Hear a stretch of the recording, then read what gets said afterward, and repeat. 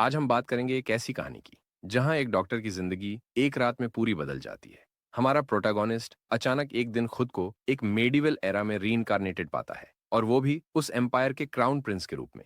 हमारे प्रोटैगोनिस्ट के पास है ऐसी मेडिकल नॉलेज जो इस दुनिया में किसी और के पास नहीं। लेकिन क्या वो अपनी हालत सुधार पाएगा और इस एम्पायर को भी बचा पाएगा? चलो शुरू करते हैं इस रोमांचक सफर की कहानी से। स्टोरी शुरू होती है एक ब्रिज के ऊपर से, जहां हम एक पोस्ट देखते हैं जब हमारा प्रोटैगनिस्ट अपना फोन चेक कर रहा होता है। उस पोस्ट में किसी ने उसके क्लिनिक का नेगेटिव रिव्यू डाला होता है। पोस्ट में लिखा है कि उसका क्लिनिक कोरोना के पेशेंट्स से भरा हुआ है।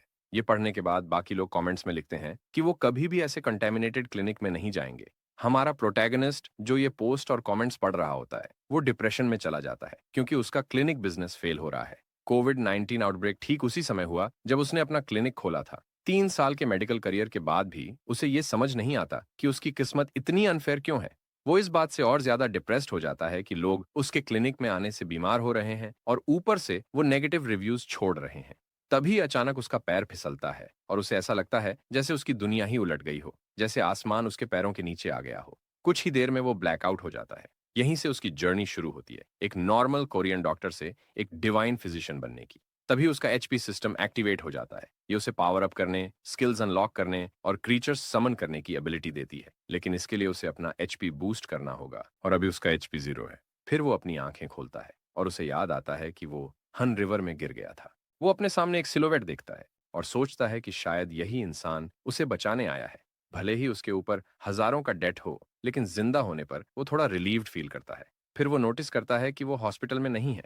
उसे ऐसा लगता है जैसे वो किसी मेडिवल ईरा के शूटिंग सेट पर है। तभी एक इमोशनल आदमी उसे परेशान कर देता है। जब हमारा हीरो उससे पूछता है कि वो कौन है, तो वो और भी ज्यादा इमोशनल हो जाता है और कहता है, आप अपने यानी क्राउन प्रिंस के पर्सनल डॉक्टर पियरो गार्डन को कैसे भूल सकते हैं? हमारा कैरेक्टर सिचुएशन समझ नहीं पाता और गार्डन से पानी लाने को कहता है। गार्डन उसे एक लग्जरी ग्लास देता है जो डायमंड से जड़ा हुआ है। ये देखकर वो सोचने लगता है, क्या ये डायमंड्स रियल हैं?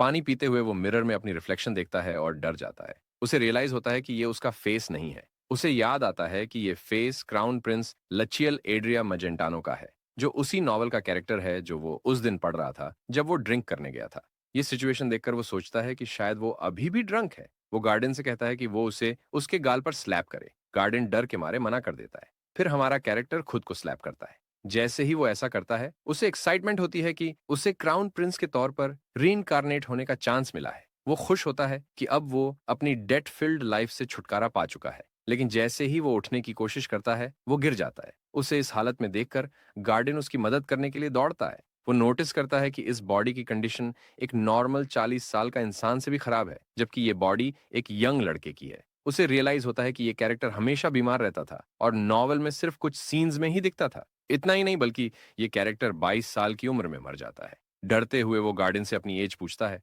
गार्डन बताता है कि उसकी एज 21 है। ये सुनते ही वो सोचने लगता है कि उसके पास सिर्फ 1 साल बचा है।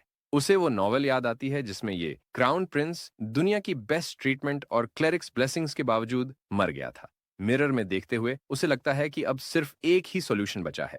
वो गार्डन से कहता है, यहाँ जितनी भी नीडल्स अवेलेबल हैं उन्हें ले आओ। अब उसने खुद को ठीक करने का डिसीजन ले लिया है। गार्डन नीडल्स लेकर आता है। हमारा हीरो उन्हें चेक करता है और एक नीडल उठाता है। गार्डन जो ये सब देख रहा है वो पूछता है, आप इससे क्या करने वाले हैं?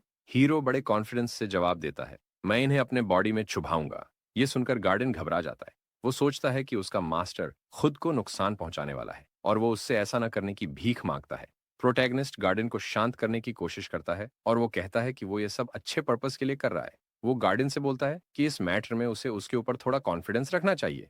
गार्डन रिलक्टेंटली मान जाता है। इसके बाद प्रोटैगनिस्ट अपनी शर्ट उतारता है और बेड पर लेट जाता है। उसे पता है कि उसे पहली नीडल अपने सबसे इंपॉर्टेंट ब्रीदिंग ऑर्गन में लगानी है। इसके लिए उसे अपनी ब्रीदिंग काम करनी होगी। सबके शोल्डर के पास एक पॉइंट होता है जो लंग से कनेक्टेड होता है, जिसे लंग मेरिडियन कहते हैं। वो उस स्पॉट को केयरफुली पोक करता है। नीडल की थिकनेस की वजह से उसे हल्का पेन फील होता है।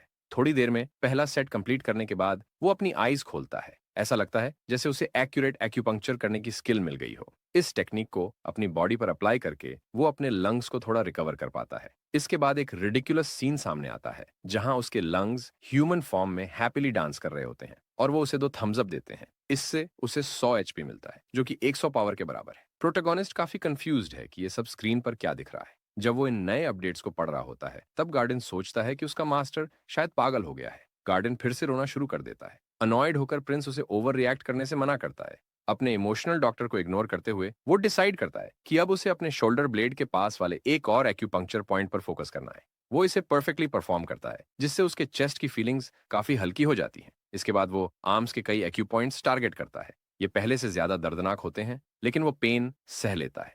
उसे ऐसा करते देख गार्डन भगवान से उसके बॉडी और माइंड की हेल्थ के लिए प्रे करना शुरू कर देता है। इस बीच प्रोटैगोनिस्ट नेक्स्ट स्टेप लेता है और यूंजी एक्यू पॉइंट पर पोक करता है। इससे वो कई एक्यूप्रेशर पॉइंट्स स्टिमुलेट करता है और उसके लंग्स को ऐसा फील होता है जैसे कोई मसाज चेयर उन्हें मसाज दे रही हो। स्क्रीन पर दिख रहे रिडिकुलस सीन से इरिटेट होकर वो चाहता है कि उसे कुछ एचपी पॉइंट्स मिले। अगला टारगेट उसका सोसांग एक्यू पॉइंट होता है, जो उसकी थंब में लोकेटेड है। इस ट्रीटमेंट को कंप्लीट करते ही उसका लेफ्ट लंग मेरिडियन का एक्यू पॉइंट सक्सेसफुली ट्रीट हो जाता है।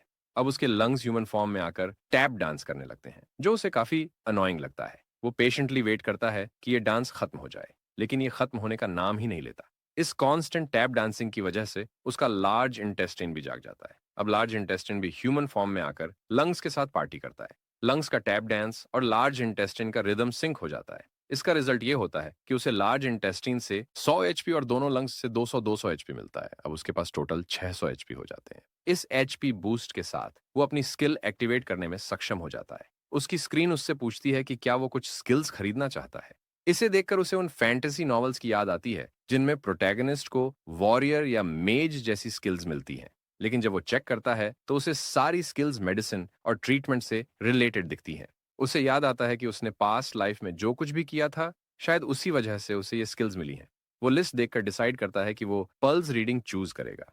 ये स्किल उसे इलनेस डायग्नोस करने में मदद करेगी, जो हर ट्रीटमेंट और प्रिस्क्रिप्शन की फाउंडेशन होती है। इसके लिए वो 500 एचपी स्पेंड करके फर्स्ट स्टेज की स्किल परचेज कर लेता है। इस स्किल को एक्वायर करने के बाद वो रफली अपने पेशेंट्स की हेल्थ कंडीशन डायग्नोस कर सकता है। बाद में उसे बेसिक हेल्थ चेक रिपोर्ट मिलती है। वो अपनी पल्स दोबारा चेक करता है। सिस्टम इन्फॉर्म करता है कि उसकी बॉडी वर्स्ट कंडीशन में है और उसके पास सिर्फ 91 दिन है। वो सोचता है कि ये तो उसके मोबाइल रिचार्ज कॉन्ट्रैक्ट से भी छोटा टाइम है। मगर यार, मैं तो सिर्फ 1 महीने का ही रिचार्ज करता हूँ, जो 30 दिन का होने के बजाय सिर्फ 28 दिनों का ही मिलता है। वो फिर से एक्यूप्रेशर पॉइंट्स पर फोकस करता है।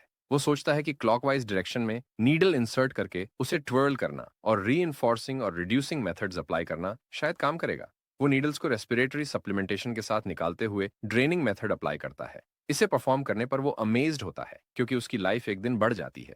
एक्साइटमेंट में वो दूसरे हाथ पर भी ये प्रोसेस करता है, लेकिन इस बार ब्लीडिंग होने लगती है।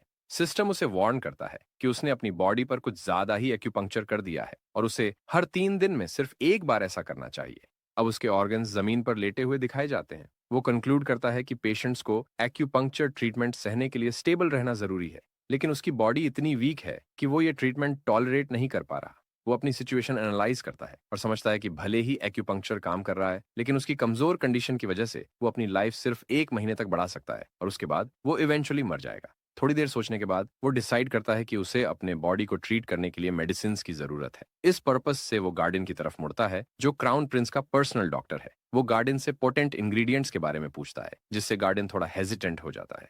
गार्डन से वो पूछता है कि क्या उनके पास वुल्फ बेन रूट है। इस पर गार्डन उसे समझाता है कि क्योंकि वो अभी उसके पर्सनल पैलेस में है, इन आइटम्स को मेन पैलेस से एक्वायर करना पड़ेगा। वो कहता है कि वो ये काम कर देगा, लेकिन वो जानना चाहता है कि प्रोटैगनिस्ट इससे क्या करने वाला है। इस पर प्रोटैगनिस्ट कहता है कि वो इसे खाने वाला है। ये सुनकर गार्डन उससे ऐसा ना करने की भीख मांगता है। प्रोटैगनिस्ट डॉक्टर को समझाने की कोशिश करता है कि वो ये सब सिर्फ अपनी ट्रीटमेंट के लिए कर रहा है, लेकिन गार्डन अभी भी रिलक्टेंट है। फिर वो सिचुएशन एक्सप्लेन करता है। वो पूछता है कि क्या गार्डन पहले से जानता है कि वुल्फबेन रूट एक टॉक्सिक सब्सटेंस है। गार्डन कंफर्म करता है, क्योंकि ये पॉइजन्स में यूज होता है। फिर प्रोटैगनिस्ट बोलता है कि उसे वुल्फबेन की डॉटर रूट चाहिए, जो नॉर्मल साइज से काफी छोटी होती है। गार्डन कहता है कि इससे उसका हार्ट रुक सकता है। इस पर प्रोटैगनिस्ट एडमिट करता है कि ये सच है, लेकिन वो ये भी इंसिस्ट करता है कि उसे वो मेथड पता है जिससे वो इस टॉक्सिन को मेडिसिन में बदल सकता है। ये सुनकर गार्डन को ये प्रोसेस काफी अजीब लगता है, लेकिन प्रोटैगनिस्ट उसे बताता है कि इस प्रोसेस को डिटॉक्सिफिकेशन कहते हैं, जिससे पॉइजन को मेडिसिन में बदला जा सकता है। फिर वो पूछता है कि अब गार्डन समझा या नहीं। गार्डन ऑनेस्टली जवाब देता है कि उसे कुछ भी समझ नहीं आया, लेकिन वो डिसाइड करता है कि वो इसे ट्राई करेगा, क्योंकि शायद ये ट्रीटमेंट उसके मास्टर की हेल्थ इंप्रूव कर दे। जब गार्डन फार्मेसी से रूट लेने जाता है, तो वो सोचता है कि अभी कुछ भी उसके मास्टर की हेल्थ डिटीरियरेशन को रोक नहीं रहा। अब वो अपनी उम्मीद इस नए ट्रीटमेंट में लगाना चाहता है। हालांकि गार्डन डिसाइड करता है कि वो पहले इसे खुद खाएगा, ताकि ये कंफर्म हो सके कि ये उसके मास्टर के लिए सेफ है। जब गार्डन रूट लेकर आता है तो प्रोटैगनिस्ट उससे टॉनिक बना लेता है, लेकिन गार्डन इस अजीब से दिखने वाले लिक्विड को देखकर काफी अनसर्टेन लगता है। वो कमेंट करता है कि ये एक पॉइजनस सब्सटेंस से बना है। फिर वो प्रोटैगनिस्ट से विनती करना शुरू कर देता है कि प्रोटैगनिस्ट इसे न ले। गार्डन के पिटीफुल बिहेवियर को देखकर प्रोटैगनिस्ट डिसाइड करता है कि क्यों ना उसे थोड़ा डराया जाए। इसलिए वो गार्डन को पहले ऑफर करता है कि वो इसे ट्राई करे। ये सुनकर गार्डन का फेस ब्राइटन हो जाता है, क्योंकि वो भी इसे खुद ट्राई करना चाहता है। वो खुशी-खुशी इसे टेस्ट करने के लिए तैयार हो जाता है। गार्डन की ईगरनेस और लॉयल्टी देखकर प्रोटैगनिस्ट रियलाइज करता है कि नॉवल में गार्डन क्राउन प्रिंस के लिए काफी लॉयल था। शुरुआत में वो उसका डॉक्टर भी नहीं था और सिर्फ एक असिस्टेंट था। लेकिन वक्त के साथ हर वो डॉक्टर जो उसे क्योर करने का दावा करता था, वो छोड़कर चला जाता था। लेकिन गार्डन कभी नहीं हिला। हालांकि उसे इस डिवोशन की बड़ी कीमत चुकानी पड़ी, क्योंकि नॉवल में क्राउन प्रिंस की डेथ के बाद उसे एक्यूज्ड किया गया और एक्सिक्यूट कर दिया गया। प्रोटैगनिस्ट सोचता है कि गार्डन एक ऐसा इंसान है जो एक अच्छी लाइफ डिजर्व करता है। हालांकि टॉनिक शेयर करना एक अलग बात है, जिसके लिए प्रोटैगनिस्ट कन्विंस नहीं होता। आखिरकार वो टॉनिक कंप्लीट कर लेता है, जिसे एफिड्रा एकोनाइट असरम डिकॉक्शन कहते हैं। गार्डन इसे पीने के लिए रेडी हो जाता है, लेकिन प्रोटैगनिस्ट उसे रोक देता है और कहता है कि इसे ठंडा होने के बाद कंज्यूम करना चाहिए। इसी वक्त गार्डन सडनली पूछता है कि क्राउन प्रिंस को इस मेडिसिन के रेसिपी के बारे में कैसे पता। प्रोटैगनिस्ट एक एक्सक्यूज बनाता है और कहता है कि उसने एक ड्रीम में देखा था जिसमें एक मेज ने उसे ये रेसिपी बताई थी। गार्डन कहता है कि वो प्रिंस की बात मानता है, लेकिन उसके एक्सप्रेशंस कुछ और कहते हैं। वो टाइम देखता है और जल्दी से सारी मेडिसिन पी लेता है, जिससे बेचारा डॉक्टर कंप्लीटली पेट्रिफाइड हो जाता है। फिर वो अपनी इनोसेंट आईज से डॉक्टर को देखता है और कहता है कि उसने सब पी लिया। अचानक उसका दिल तेजी से धड़कने लगता है और उसे रियलाइज होता है कि कुछ होने वाला है। तभी उसका सिस्टम इन्फॉर्म करता है कि परफेक्टली ब्रूड इफिड्रा एकोनाइट आसारम डिकॉक्शन के कंजम्पशन से उसके बॉडी की सोरनेस और कोल्डनेस कम हो गई है। साथ ही उसका मेटाबॉलिज्म भी बूस्ट हो गया है। सिर्फ इतना ही नहीं, उसने अस्त्रहान कोर एनर्जी भी अवेकन कर ली है। ये टर्म उसका ध्यान खींच लेता है। अस्त्रहान कोर एनर्जी एक टेक्निक है जिसे ग्रैंड मास्टर जावियर अस्त्रहान और उसके नोबल सबॉर्डिनेट लॉयड ने डेवलप किया था। ये टेक्निक इंपीरियल फैमिली का सिंबल है, जो सिर्फ इंपीरियल लाइन के डायरेक्ट डिसेंडेंट्स को पास किया जाता है। क्योंकि वो क्राउन प्रिंस के बॉडी में है, इसका मतलब है कि उसे ये टेक्निक बचपन से सिखाई गई होगी। अब उसने इस टेक्निक्स का पहला लेवल अनलॉक कर लिया है, जो उसके मैन और सर्कल को उसके हार्ट के चारों ओर सर्कुलेट करने की अनुमति देता है, जिससे वो मैनो को अब्सॉर्ब और इंक्रीज कर सकता है। अब उसका मैनो 120% तक पहुंच चुका है, लेकिन अगले लेवल तक पहुंचने के लिए उसे 1000 एचपी की जरूरत है। वो अपने हार्ट के आसपास के मैनो सर्कल और अपने बॉडी में हर ब्रेथ के साथ सर्कुलेट हो रहे मैनो को महसूस करता है। इस अद्भुत फीलिंग से वो काफी एक्साइटेड है। अचानक उसे अपने दिल में तेज दर्द महसूस होता है, जैसे वो फटने वाला हो। उसे हार्ट पकड़ते हुए देखकर गार्डन काफी परेशान हो जाता है।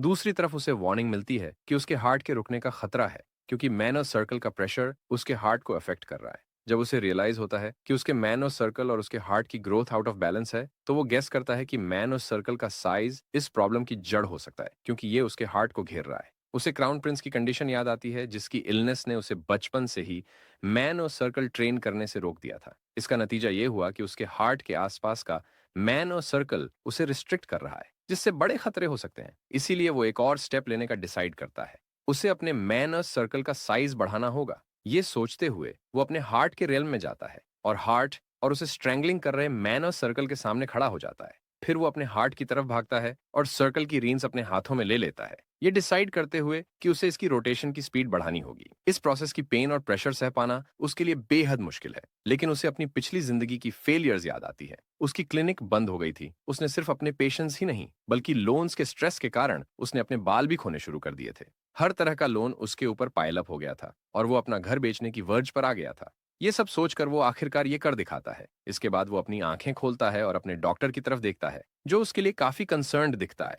उसका सिस्टम उसे इन्फॉर्म करता है कि इस स्टिमुलेशन की वजह से उसने किंग ऑफ द ऑर्गन्स यानी अपने हार्ट को अवेकन कर लिया है, और क्योंकि वो ऑर्गन्स का किंग है, इसीलिए उसके हार्ट की एक फ्लैशी एंट्री होती है। उसे लार्ज इंटेस्टाइन द्वारा वेलकम किया जाता है, जबकि लंग्स उसे शैबी कहते हैं। उन्हें देखकर प्रोटैगनिस्ट अनॉयड महसूस करता है, लेकिन उसकी इरिटेशन खत्म हो जाती है जब उसका सिस्टम उसे इन्फॉर्म करता है कि वो हिस्ट्री में ऐसा पहला इंसान है जिसने कुछ ऐसा पाया है जिसे मोना सर्कल स्लॉट्स कहते हैं। वो इस फीचर को समझ नहीं पाता, लेकिन वो गेस करता है कि ये कुछ ऐसा है जैसे गेम्स में एम्प्टी स्लॉट्स होते हैं। इस बीच गार्डन अभी भी उसकी हेल्थ को लेकर कंसर्न्ड है और वो उससे पूछता है कि क्या वो ठीक है, क्योंकि वो इमेंस पेन में लग रहा था। गार्डन पूछता है कि कहीं ये मेडिसिन का साइड इफेक्ट तो नहीं है, लेकिन प्रोटैगनिस्ट एक्सक्यूज देता है कि अचानक से मेडिसिन पीने की वजह से वो बस चोक हो गया था। लेकिन गार्डन उसकी बात नहीं मानता। वो इंसिस्ट करता है कि प्रोटैगनिस्ट काफी दर्द में था और वो कंप्लेन करता है कि उसे पहले दवाई पीनी थी। इस पर प्रोटैगनिस्ट रिप्लाई करता है कि अगर गार्डन इतना ईगर है तो अगली बार उसे पॉइजन दिया जाएगा। ये सुनकर गार्डन प्रोटेस्ट करता है और कहता है कि उसका ऐसा मतलब नहीं था। प्रोटैगनिस्ट नॉनशलांटली उसे आदेश देता है कि अगर गार्डन को ये सब नहीं चाहिए तो वो फ्लोर पर पड़ी मेस को साफ करे, लेकिन आगे बढ़ने से पहले वो अपने डॉक्टर की तरफ मुड़ता है और उसे धन्यवाद कहता है, जिससे डॉक्टर पूरी तरह शॉक्ड हो जाता है। गार्डन सोचता है कि शायद प्रोटैगनिस्ट उस पॉइजन को लेने के बाद पागल हो गया है। इस बीच प्रोटैगनिस्ट इस बात से बेहद एक्साइटेड है कि उसके पास मोना स्लॉट्स जैसा कुछ है। ये स्लॉट्स असल में एक जगह है जहां वो किसी भी मटेरियल को जिसमें मैनम मिक्स्ड हो उसे 10 लीटर तक स्टोर कर सकता है। उसे उस मटेरियल को कंज्यूम करना होगा ताकि वो इसे स्टोर कर सके। मेडिटेशन के बाद वो इस टेक्निक को एक्सपेरिमेंट करने की सोचता है, लेकिन वो समझ नहीं पाता कि पहले क्या स्टोर करे। तभी उसकी नजर पानी के जग पर पड़ती है और वो डिसाइड करता है कि वो पहले इस पर एक्सपेरिमेंट करेगा। पानी को देखते हुए उसे मीडियन लेथल डोज नाम का टर्म याद आता है, जिसका यूज किसी सब्सटेंस की टॉक्सिसिटी डिटरमिन करने के लिए किया जाता है। फिर वो बताता है कि अगर कोई 60 किलो का बंदा लगभग 6 लीटर पानी एक बार में पीता है तो वो उसके लिए टॉक्सिक हो सकता है। वो एनालाइज करता है और कंक्लूड करता है कि उसकी बॉडी के साइज और वेट के हिसाब से वो लगभग 4 लीटर तक वाटर सह सकता है। वो जग उठाने की कोशिश करता है, लेकिन उसकी वीक बॉडी के कारण वो उसे बहुत भारी लगता है। फिर भी किसी तरह वो 1 लीटर पानी पीता है। वो महसूस करता है कि उसे पेट भरने का एहसास नहीं हो रहा, इसलिए वो अपना 10 लीटर स्लॉट पूरा भरने का डिसाइड करता है। 10 लीटर स्लॉट को भरने के बाद वो 0.1 लीटर पानी डिस्चार्ज करता है और उसके बाद खुद को काफी फुल महसूस करता है। वो कंक्लूड करता है कि अब वो एक कैमल का ह्यूमन वर्जन बन चुका है जो अपने अंदर पानी स्टोर कर सकता है। अब जब उसने पानी के साथ एक्सपेरिमेंट कर लिया है तो अब वो इस स्लॉट को टॉनिक सूप के साथ ट्राई करना चाहता है, लेकिन उसके पास 9.9 लीटर पानी है और अगर उसने ये सारा पानी एक साथ रिलीज कर दिया तो उसका शरीर इसे सहन नहीं कर पाएगा। फिर उसे एक आइडिया आता है और वो डिसाइड करता है कि वो पानी को असराहन कोर टेक्निक का यूज करके डिस्चार्ज करेगा। ये टेक्निक उसे मैनो अब्सॉर्ब, एम्पलीफाई और डिस्चार्ज करने में मदद करती है। इस टेक्निक के एम्पलीफिकेशन और डिस्चार्ज का यूज करके वो पानी को बॉडी के अंदर की बजाय बाहर रिलीज करने की कोशिश करता है।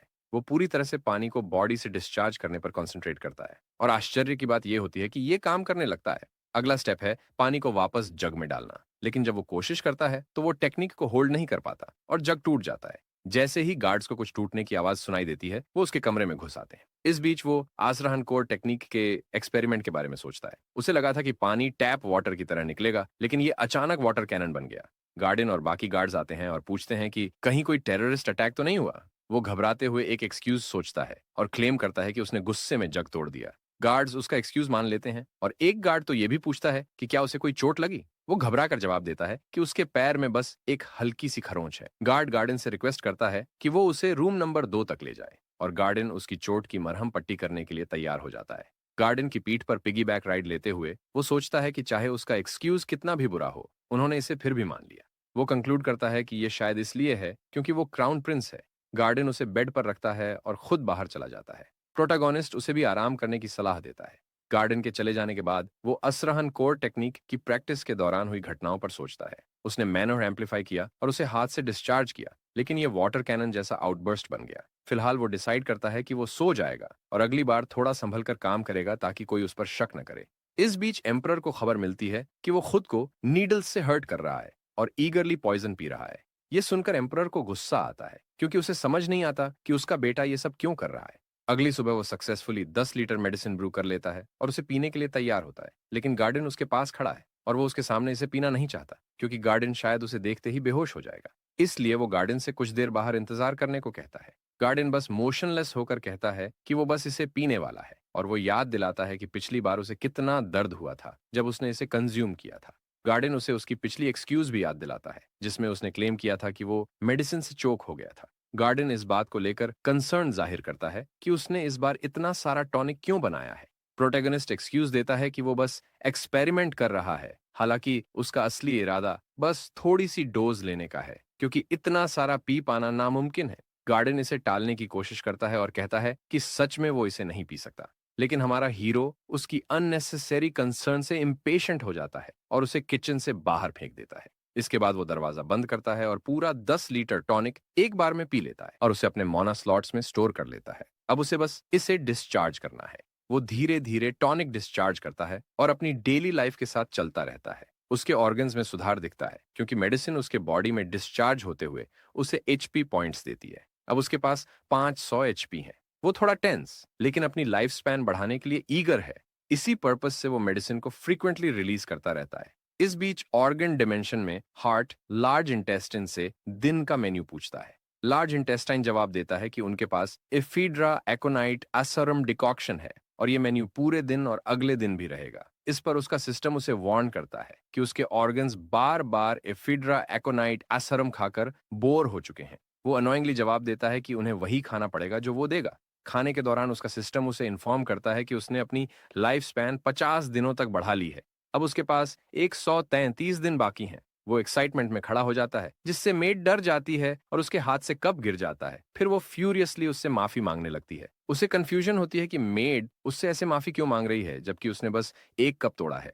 उसे अपना आंसर तब मिलता है जब मेड उससे डरते हुए कहती है कि वो बस इस बार उसे छोड़ दे और उसे पिछली बार की तरह कोड़े मत मारे। ये सुनकर वो टेंस हो जाता है क्योंकि उसे रियलाइज होता है कि ये क्राउन प्रिंस उस लड़की को कोड़े मारता था। वो मेड से पूछता है कि क्या उसने वाकई ऐसा किया था, उम्मीद करते हुए कि वो ना कहे। वो मना करती है जिससे उसे राहत मिलती है, लेकिन मेड ये भी जोड़ती है कि उसने खुद नहीं किसी और से ऐसा कराया था। वो पूछता है कि उसने ऐसा क्या किया था जो उसे ऐसी सजा मिली। मेड जवाब देती है कि उसने बस उसकी स्लीव पर पानी की एक बूंद गिरा दी थी। ये सुनकर उसे लगता है कि ये क्राउन प्रिंस सच में बहुत ही निर्दयी इंसान रहा होगा। उसे ये सब सिनेरियो बिल्कुल पसंद नहीं आता।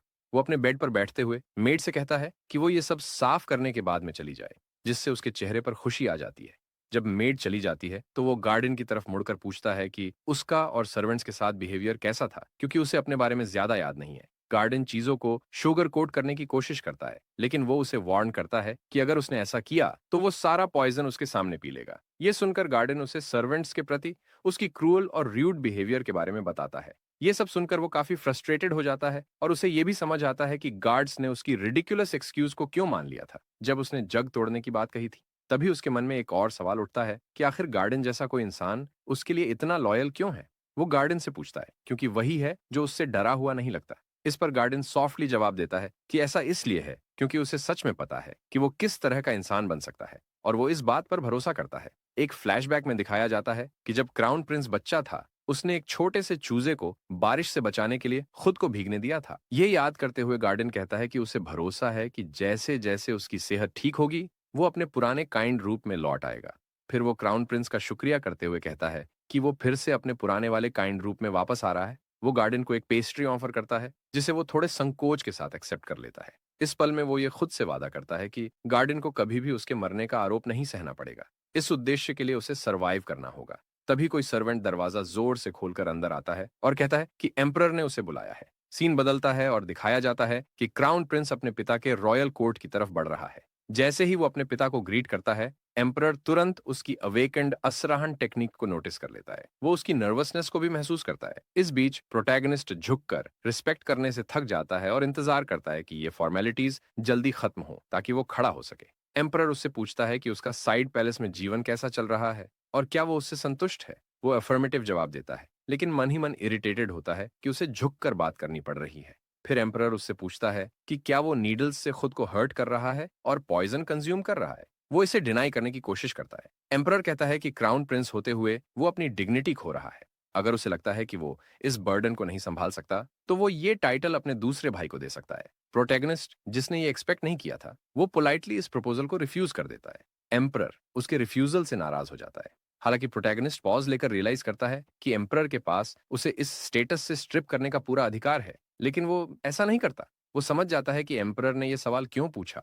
वो दुनिया को यह दिखाना चाहता है कि उसके बेटे ने खुद अपने छोटे भाई को एक्नॉलेज किया है। वो इस डीवियस पॉलिटिकल मैन्यूवरर को समझता है, लेकिन उसने ठान लिया है कि वो इतनी आसानी से हार नहीं मानेगा, चाहे वो कितना भी कमजोर क्यों ना हो। दूसरी तरफ एम्परर इतना फ्यूरियस हो जाता है कि वो अपने थ्रोन से उठकर उसे इंपीरियल फैमिली पर शेम लाने का आरोप लगाता है। प्रोटैगनिस्ट इसे स्कॉफ करता है क्योंकि उसे टाइटल की परवाह नहीं है। असल में उसने नॉवल पढ़ी है और उसे पता है कि जल्द ही जंग होने वाली है और दूसरा प्रिंस भले ही हार्ड वर्किंग है, लेकिन वो इसे संभाल नहीं पाएगा और वो जंग हार जाएंगे और इसकी वजह से इंपीरियल फैमिली और एम्पायर का डाउनफॉल होगा। इसलिए वो एम्परर की तरफ मुड़कर कहता है कि उसे टाइटल की परवाह नहीं है, लेकिन अपने परिवार की प्रॉस्पेरिटी की है। वो प्रस्ताव देता है कि उसे ये साबित करने का मौका दिया जाए कि वो दूसरे प्रिंस से बेहतर है। सीन बदलता है और साइड पैलेस में गार्डन उत्सुक है कि एम्परर ने उसे क्यों बुलाया। वो उसे सब कुछ एक्सप्लेन करता है और ये बॉम्ब गिराता है कि वो अपने भाई के साथ स्वॉर्ड ड्यूल करने वाला है।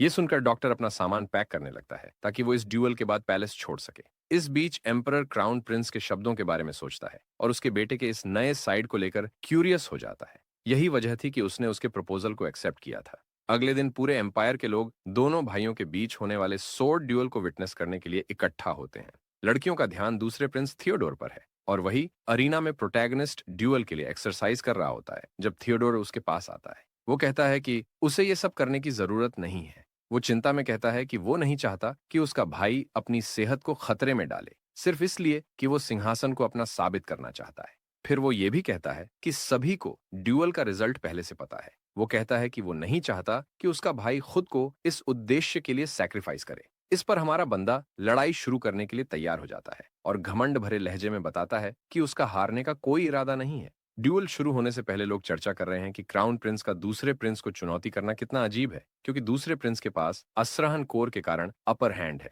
लोग सोचते हैं कि क्राउन प्रिंस के पास जीतने का कोई मौका नहीं है। फ्लैशबैक में दिखाया जाता है कि हमारा बंदा एक्सरसाइज कर रहा है और गार्डन उसके बगल में खड़ा है। गार्डन सोचता है कि ये ड्यूल सिर्फ एक मजाक है। प्रोटैगनिस्ट जवाब देता है कि कोई उससे जीत की उम्मीद नहीं कर रहा, जो उसके लिए अच्छा है क्योंकि इससे उस पर कम दबाव रहेगा। हालांकि गार्डन थोड़ी झिझक के साथ कहता है कि वो जीत सकता है। हमारा बंदा गार्डन के एक्सप्रेशन को नोटिस करता है और जान जाता है कि वो झूठ बोल रहा है। फिर वो कहता है कि उसे बस अपने भाई के 3 अटैक्स ब्लॉक करने हैं ताकि वो मैच जीत सके। वर्तमान में गार्डन अपने मास्टर की सेफ्टी के लिए प्रार्थना कर रहा है।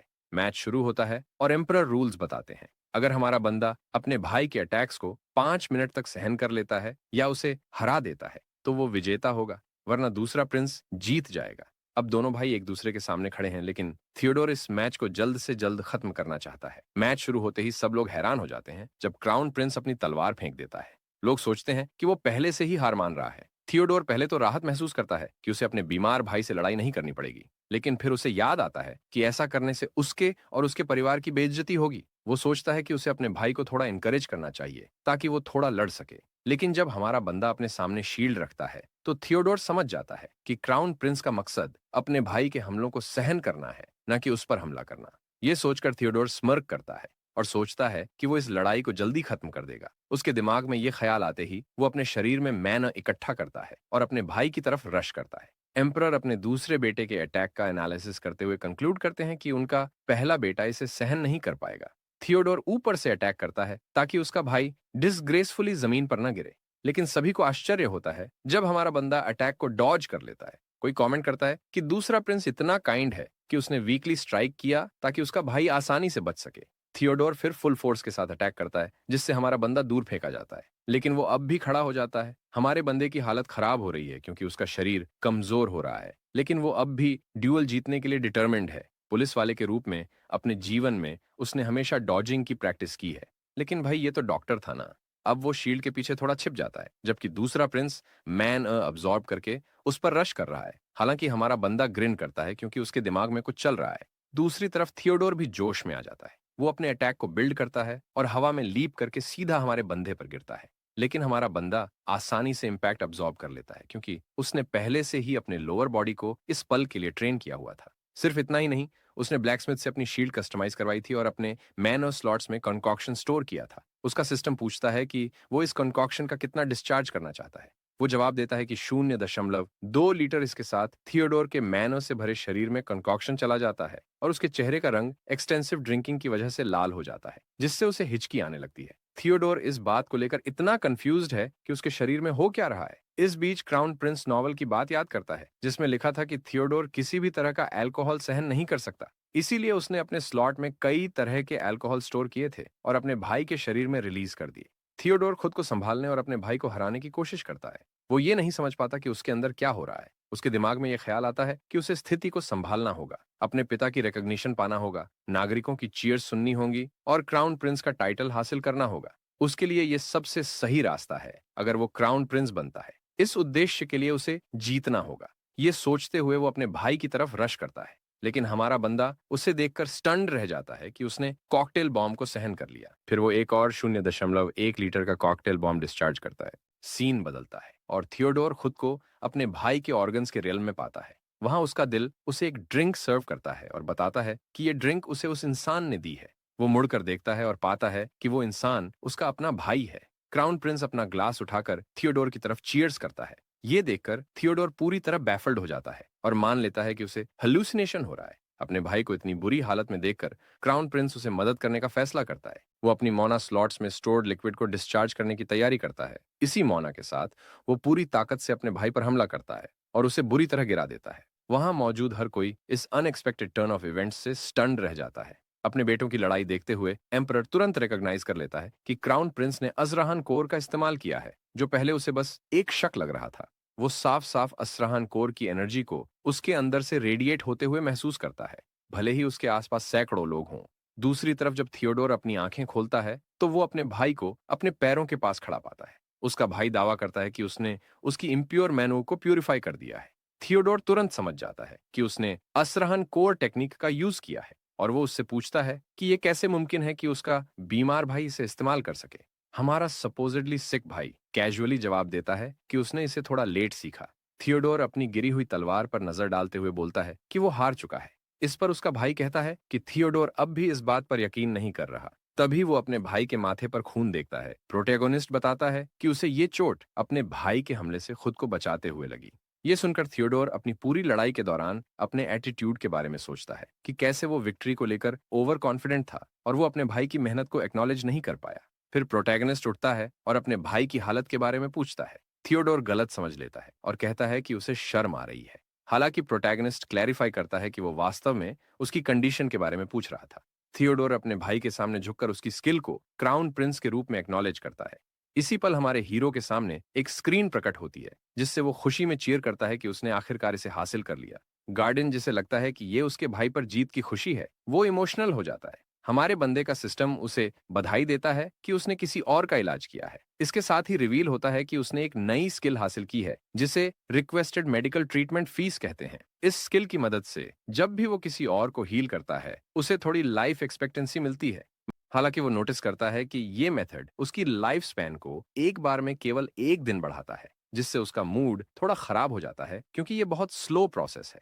फिर भी वो इसे अपनाने के लिए तैयार है क्योंकि ये उसकी लाइफ स्पैन को बढ़ाने का एक ज्यादा इफेक्टिव तरीका है, केवल एक्यूपॉइंट टेक्निक्स या टॉनिक्स पर निर्भर रहने के मुकाबले। उसके थॉट्स उसके पिता के सवाल से टूटते हैं, जो उससे पूछते हैं कि क्या उसने फाइट में असरहान कोर का इस्तेमाल किया। वो एडमिट करता है कि हाँ, उसने किया। फिर उसके पिता पूछते हैं कि उसे ये कैसे मिला। वो ईमानदारी से जवाब देता है कि उसे नहीं पता, क्योंकि वो अपने पिता को नहीं बता सकता कि उसे ये स्किल अपनी बॉडी हील करने के रिवॉर्ड के रूप में मिली। उसके पिता उसकी बात पर यकीन कर लेते हैं और बताते हैं कि उन्होंने ये पहली बार उसके शरीर में इनग्रेव किया था जब वो पैदा हुआ था, लेकिन उसकी बीमारी के कारण वो इसे इस्तेमाल नहीं कर पाया। एम्परर ये भी जोड़ते हैं कि हमारे बंदे ने अपनी बॉडी की कमियों को ओवरकम करके इसे इस्तेमाल करना सीख लिया। ये सोचते हुए कि उसके पिता उसकी तारीफ कर रहे हैं, वो उन्हें धन्यवाद देता है, लेकिन उसके पिता इंटरप्ट करते हैं कि ये सब उनकी इनिशियल प्लान को रूइन कर चुका है। ये सुनकर प्रोटैगनिस्ट सोचने लगता है कि उसके पिता के इन शब्दों का मतलब क्या है। एम्परर उससे कहते हैं कि वो उसके क्राउन प्रिंस के पोजीशन को एक्नॉलेज करते हैं, जैसा उन्होंने वादा किया था। लेकिन फिर वो पॉज करते हैं और उसे चेतावनी देते हैं कि वो उस पर नजर रखेंगे ये देखने के लिए कि क्या वो सच में थ्रोन संभालने के काबिल है। ये सब सुनकर हमारा बंदा गुस्से में आ जाता है, लेकिन एम्परर भी उसकी लैक ऑफ रिस्पॉन्स से फ्रस्ट्रेट हो जाते हैं और चिल्लाते हैं कि वो कुछ जवाब दे। सीधे जवाब देने की बजाय क्राउन प्रिंस अपने पिता को सलाह देने लगता है कि उन्हें सोर्ड फाइटिंग करते रहना चाहिए क्योंकि उनकी मसल्स स्टिफ हो रही हैं। वो ये भी कहता है कि उन्हें ज्यादा सब्जियां खानी चाहिए और स्मोकिंग छोड़ देना चाहिए। एम्परर गुस्से में पूछते हैं कि उसका बेटा आखिर होता कौन है जो उसे ऐसी सलाह दे रहा है, लेकिन हमारा बंदा सिंसियरली जवाब देता है कि वो ये सब केवल उनके हेल्थ के कंसर्न की वजह से कह रहा है। कुछ देर बाद एम्परर अपनी कैरेज में बैठे हुए सोच रहे होते हैं। वो अपने बेटे के बदले हुए बिहेवियर के बारे में चिंतित होते हैं और इस बात को लेकर परेशान हैं कि उसका असरहन कोर टेक्निक का रेकलेस इस्तेमाल उसकी सेहत को खतरे में डाल सकता है। हालांकि उन्हें उम्मीद है कि शायद उनके बेटे का भविष्य बेहतर हो सकता है। इसी बीच घर लौटते हुए हमारा बंदा अपने प्रीवियस लाइफ के पिता के बारे में सोचता है, जो हार्ट अटैक से मर गए थे। सिंस जब उसे ये बुरी खबर मिली, वो पढ़ाई छोड़कर गेम खेल रहा था, तो उसे बहुत पछतावा हुआ। अब बहुत देर हो चुकी थी। एम्परर की हालत के बारे में सोचते हुए, जिसे अभी भी एक मौका मिल सकता है, वो ये फैसला करता है कि वो अपने इस जिंदगी के पिता को भी बचाएगा। वो अपनी स्किल का यूज करता है जिससे उसकी खुद की लाइफ भी एक्सटेंड हो सके। तभी गार्डन फिर से अपीयर होता है। उसका चेहरा इमोशनल है। वो अपने मास्टर से रिक्वेस्ट करता है कि वो उससे पूछें कि वो क्यों रो रहा है। ऑकवर्ड फील करते हुए वो पूछ ही लेता है। गार्डन अपने मास्टर पर प्राउड फील करते हुए बताता है कि उसने कितनी टफ फाइट जीत ली। वो गार्डन की कंसर्न को कैजुअली ब्रश ऑफ करते हुए कहता है कि अब वो रेस्ट करेगा क्योंकि उसे कल बहुत सारे काम करने हैं। गार्डन की कंफ्यूजन को सेंस करते हुए वो एक्सप्लेन करता है कि उसे कल किसी से मिलना है। बाद में गार्डन को एक लड़के के साथ कैपिटल के टॉप 10 रेस्टोरेंट में से एक सेरेंटिनो में देखा जाता है। लड़का पूछता है कि क्या वो इस रेस्टोरेंट के बारे में जानता है। गार्डन जवाब देता है कि वो यहाँ का रेगुलर कस्टमर है। टर्न्स आउट वो लड़का और कोई नहीं बल्कि क्राउन प्रिंस है जिसने खुद को डिस्गाइज किया है।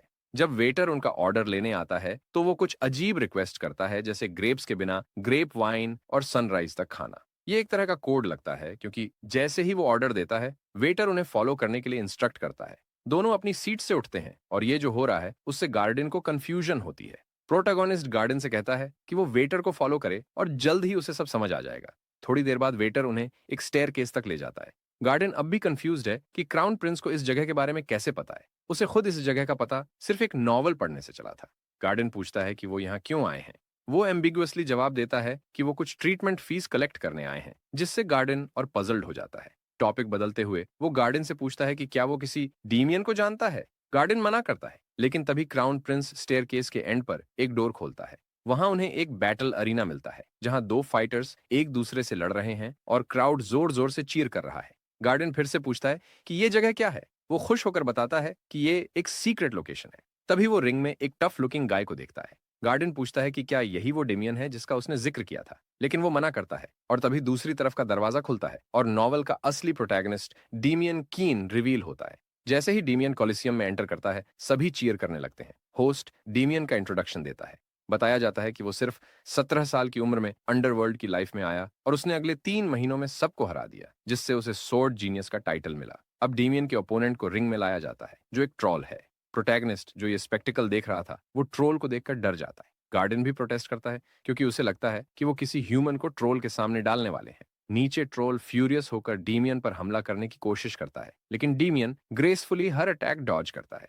डीमियन अपनी सोर्ड अनशीथ करता है और एक स्विफ्ट मोशन में ट्रोल को 2 हिस्सों में काट देता है। स्पेक्टेटर्स ये देखकर चौंक जाते हैं। मीनवाइल हमारा हीरो सोचता है कि ये लड़का तो उस ट्रोल से भी बड़ा मॉन्स्टर है। फिर उसे रियलाइज होता है कि ये किसी ऐसे इंसान से एक्सपेक्टेड है जो नॉवल का प्रोटैगनिस्ट है और इतिहास में सबसे बड़े सोर्ड ग्रैंड मास्टर से कंपेयर किया जाता है जो अपना जावियर है। जिन्हें याद है कि ये किसकी बात हो रही है कमेंट्स में बताना मत भूलना। इसके बाद वो गार्डन से कहता है कि वो उसे फॉलो करे और आगे बढ़ता है। थोड़ी देर बाद एक बल्की मैन उन्हें रोकता है और उन्हें आगे न बढ़ने की वार्निंग देता है, लेकिन जैसे ही क्राउन प्रिंस उसके हाथ में एक गोल्ड ब्रिक रखता है वो उन्हें अंदर जाने देता है। अंदर एक आदमी बैठा है जिसे देखकर क्राउन प्रिंस डरता है, लेकिन वो खुद को कॉन्फिडेंट दिखाता है। वो पेन किलर्स की बॉटल हाथ में लेकर पूछता है कि क्या वो इतने चीप पेन किलर्स लेने वाले हैं। डीमियन रीजन पूछता है कि वो यहाँ क्यों आए हैं और क्या वो मेडिसिन बेचने आए हैं। क्राउन प्रिंस एम्बिगुअसली जवाब देता है कि कुछ ऐसा ही है। डीमियन उसे शू करने की कोशिश करता है, लेकिन क्राउन प्रिंस कॉन्फिडेंटली कहता है कि ये चीप मेडिसिन उस कॉन्स्टेंट थ्रॉबिंग पेन को ट्रीट करने में यूजलेस है जो तुम्हारे सिर के पीछे होता है। अब डीमियन उसकी बातों में इंटरेस्ट लेने लगता है। क्राउन प्रिंस उसे पेन के सिम्टम्स समझाने लगता है, जिसमें सिर के पीछे स्टिफनेस और इचीनेस होती है और नेक शोल्डर्स नम हो जाते हैं। डीमियन की कंडीशन के बारे में सब कुछ एक्सप्लेन करते हुए वो बताता है कि उसे सिर के साइड्स और आंखों के बीच में बहुत दर्द होता है। इतना ही नहीं, उसे पूरे शरीर में गूज बम्प्स महसूस होते हैं और उसकी आंखें बाहर निकलने जैसी लगती हैं। हमारा हीरो इन सारी चीजों को एक्ट करके दिखाता है, जिससे डीमियन उसे और भी इंटेंटली देखने लगता है। हमारा हीरो अपने मेलोड्रामा को कंटिन्यू करते हुए उसे कन्विंस करने की कोशिश करता है कि वो अपनी प्रॉब्लम की जड़ तक जाने के बजाय पेन किलर्स पर रिलाई कर रहा है, जो स्टैंडर्ड मेडिसिन का फॉर्म नहीं है। डीमियन उससे इरिटेट हो जाता है और उसे मोमेंटरीली किल करने की सोचता है। आखिर में हमारा हीरो डीमियन से कहता है कि वो कुछ बोलने के लिए अपना मुंह यूज करे।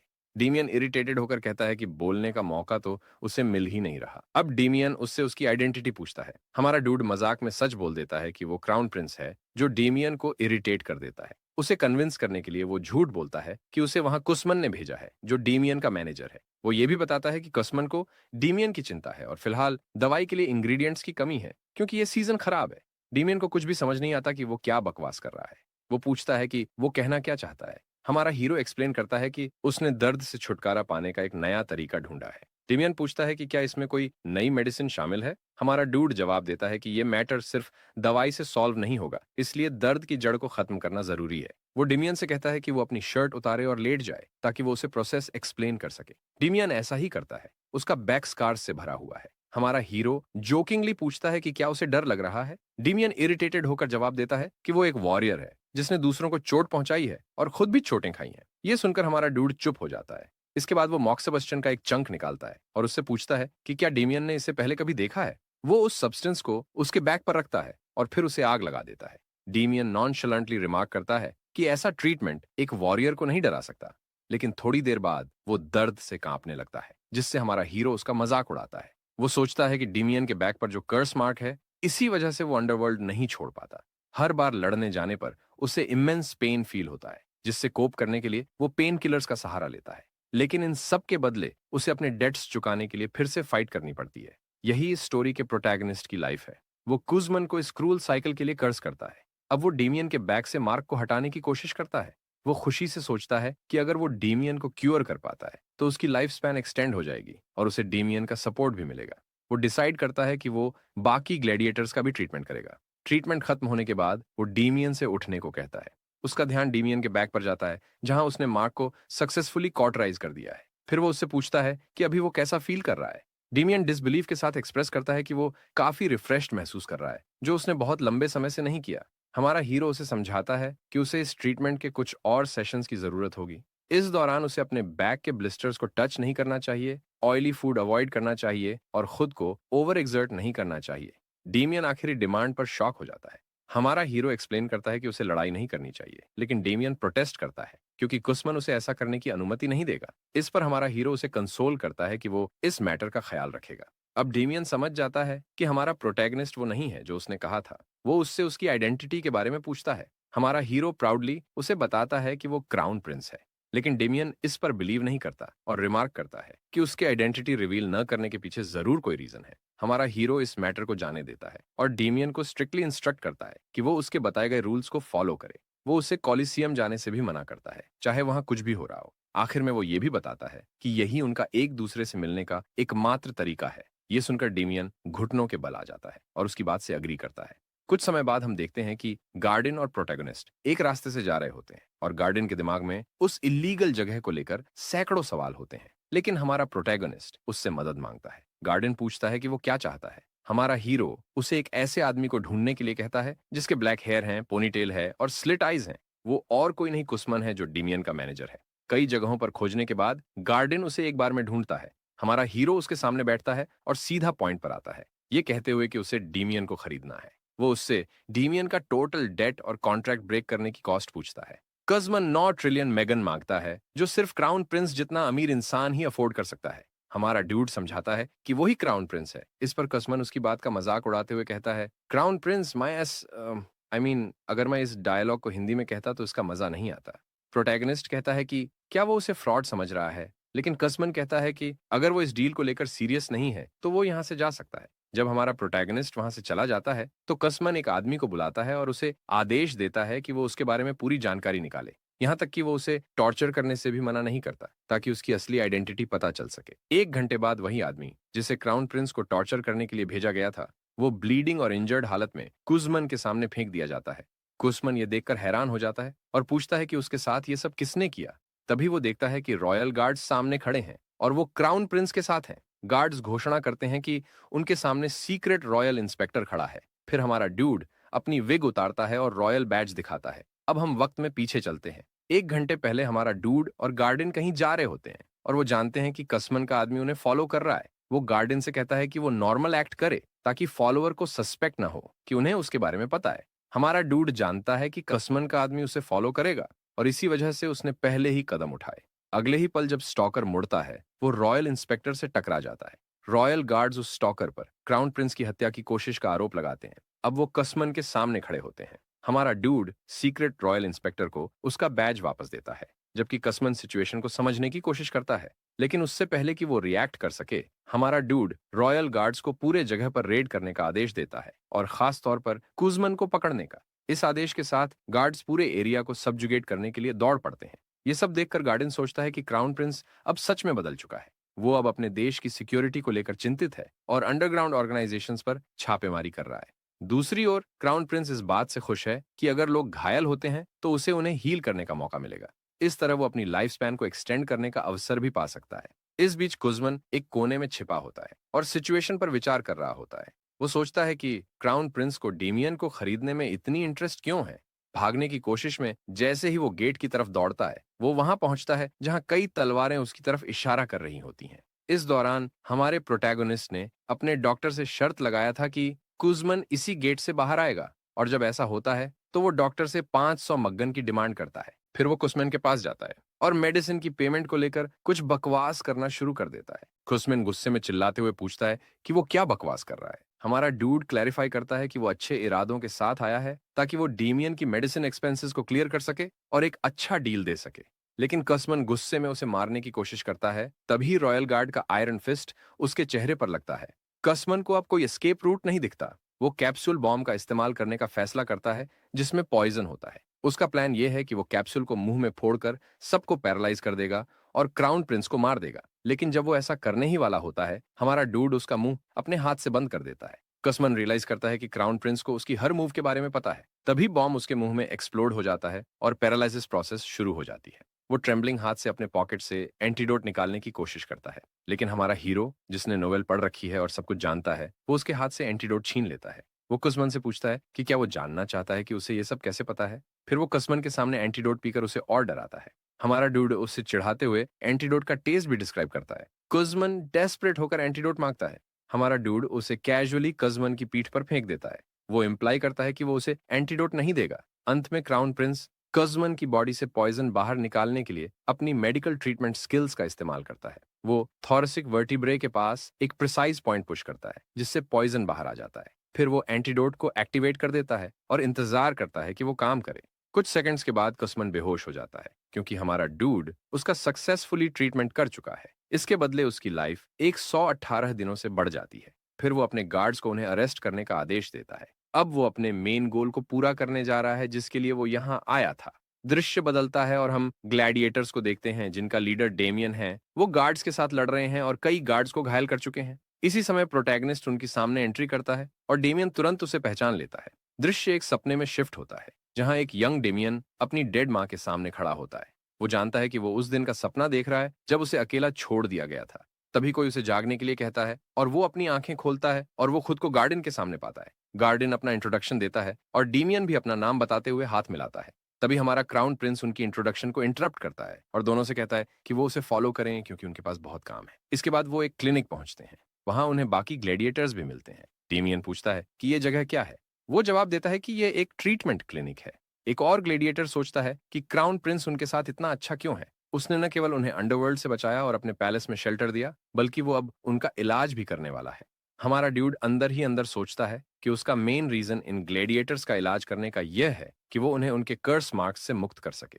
ऐसा करने से वो अपनी लाइफ स्पैन बढ़ा सकता है क्योंकि इनमें से ज्यादातर लोग यंग हैं जो उसकी लाइफ को बूस्ट करने में मदद करेंगे। फिर वो कहता है कि वो ये सब गुडविल के कारण नहीं कर रहा है क्योंकि सभी जानते हैं कि वो खुद एक बीमार इंसान है। एक ग्लेडिएटर कहता है कि पूरे किंगडम को यह पता है। हमारा प्रोटैगनिस्ट मन ही मन सोचता है कि इस इंसान को वो सबसे पेनफुल ट्रीटमेंट देगा। फिर वो बोलता है कि जब सभी डॉक्टर्स उसका इलाज करने में फेल हो गए तो अब उसने ये जिम्मा खुद के ऊपर ले लिया है ताकि वो खुद को ठीक करने के नए मेथड्स ढूंढ सके। इसके बाद वो डीमियन से पूछता है कि क्या उसे समझ आया कि वो क्या कहना चाह रहा है। डीमियन जवाब देता है कि वो सब उसके टेस्ट सब्जेक्ट्स हैं। क्राउन प्रिंस इसकी पुष्टि करता है। सभी इस बात को सुनकर थोड़ा घबरा जाते हैं, लेकिन हमारा डूड डीमियन से पूछता है कि पिछले ट्रीटमेंट के बाद उसे कैसा महसूस हुआ। डीमियन कहता है कि उसे नर्व पेन से राहत मिली। ये सुनकर सब रिलैक्स हो जाते हैं क्योंकि डीमियन ने क्राउन प्रिंस के फेवर में टेस्टिमोनी दी। फिर वो सबसे पूछता है कि क्या उन्हें ट्रीटमेंट में कोई परेशानी है। जब कोई जवाब नहीं देता तो वो सबको अपनी शर्ट्स उतारने और बेड्स पर लेटने का आदेश देता है। 6 दिन बाद सारे ग्लैडिएटर्स को बहुत बुरी हालत में दिखाया जाता है। वो लगातार उल्टी कर रहे हैं और पेन किलर्स न लेने के कारण कोल्ड स्वेट्स में है। हमारा डूड उनके ट्रीटमेंट के रिजल्ट्स देखकर काफी नर्वस है। वो डीमियन की तरफ मुड़ता है और पूछता है कि क्या उसे चक्कर आ रहे हैं या उल्टी हो रही है। डीमियन जवाब देता है कि ऐसा उसके साथ भी है, लेकिन वो ये सब संभाल रहा है। तब प्रोटैगोनिस्ट को समझ आता है कि डीमियन एक एक्सेप्शन है क्योंकि वो नॉवल का प्रोटैगोनिस्ट है। फिर वो सबको उनके अकोमोडेशंस में भेज देता है, लेकिन वो सर्जियो को रुकने के लिए कहता है। वो सर्जियो की हालत पर कमेंट करता है क्योंकि उसे विथड्रॉवल सिम्टम्स हो रहे हैं। सर्जियो कहता है कि वो ठीक है, लेकिन हमारा डूड उसे नीडल दिखाते हुए कहता है कि वो उसकी मदद करेगा। अंदर ही अंदर वो सोचता है कि उसे नहीं पता कि एक्यूप्रेशर ट्रीटमेंट सर्जियो पर काम करेगा या नहीं। सर्जियो पेन किलर्स का सबसे लंबे समय से इस्तेमाल कर रहा है, इसलिए उसे टेस्ट सब्जेक्ट बनाना जरूरी है। वो सोचता है कि उसे सर्जियो के स्टमक के पास रनिंग पॉइंट को टारगेट करना चाहिए। तभी सर्जियो उठकर अपने पावरफुल फॉर्म में बदल जाता है और हमारे डूड के गले को दोनों हाथों से पकड़ लेता है। हमारा डूड सांस लेने के लिए स्ट्रगल कर रहा है, लेकिन डीमियन सही समय पर आता है और सर्जियो को हटा देता है। डीमियन उसे उठने में मदद करता है और उसकी हालत पूछता है। हमारा डूड कहता है कि वो ठीक है। सर्जियो की अनकॉन्शियस हालत को देखकर हमारा डूड समझता है कि विथड्रॉवल सिम्टम्स के कारण वो किसी भी माइनर स्टिमुलेशन के लिए हाईली सेंसिटिव हो गया है। इस प्रॉब्लम को हल करने के लिए उसे और पतली नीडल्स चाहिए। कुछ समय बाद वो अपने कैबिन में एक ब्लैकस्मिथ का लेटर पढ़ रहा होता है। लेटर में ब्लैकस्मिथ अपोलोजाइज करता है कि वो थ्रेड जितनी फाइन नीडल्स नहीं बना सकता। वो कहता है कि ऐसा सिर्फ एक ड्वार्फ आर्टिजन कर सकता है। इसी समय उसका सिस्टम उसे नोटिफाई करता है कि वो ज्यादा स्ट्रेस ले रहा है, जिससे उसे नर्वस इलनेस हो सकती है। उसके ऑर्गन्स उसके हार्ट को कूल डाउन करने की कोशिश कर रहे हैं। उसे लॉस देखकर सिस्टम उसे याद दिलाता है कि वो अपने एचपी पॉइंट्स का इस्तेमाल करके मॉन्स्टर समन कर सकता है या कोई स्किल अनलॉक कर सकता है।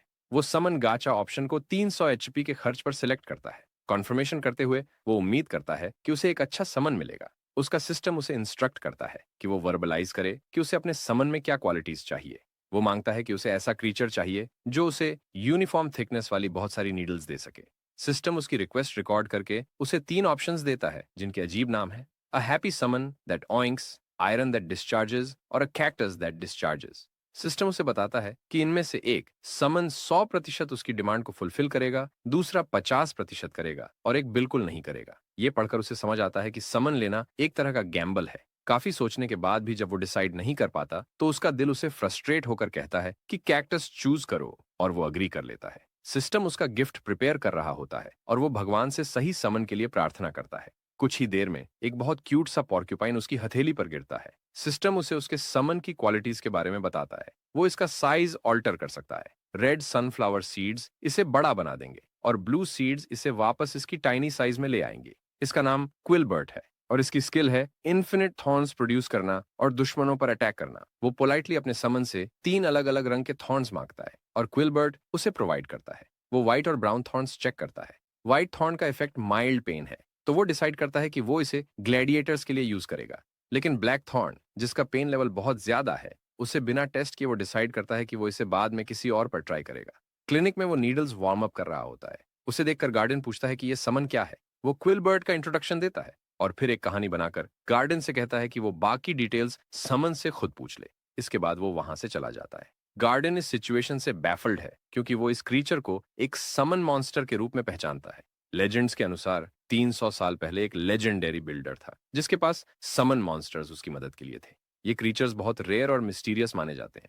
गार्डन सोचता है कि उसके मास्टर के पास समन मॉन्स्टर कैसे आया, और अब उसे लगता है कि उसके मास्टर के बारे में उसे बहुत कुछ नहीं पता। क्लिनिक के अंदर सर्जियो पिछले दिन की घटना के लिए माफी मांगता है। हमारा डूड उसकी माफी को हल्के में लेते हुए कहता है कि अब उसे कोई दर्द महसूस नहीं होगा क्योंकि उसने उसकी बॉडी में कई नीडल्स डाल दी हैं। सर्जियो हैरान होता है क्योंकि उसे वाकई में कुछ भी महसूस नहीं हो रहा।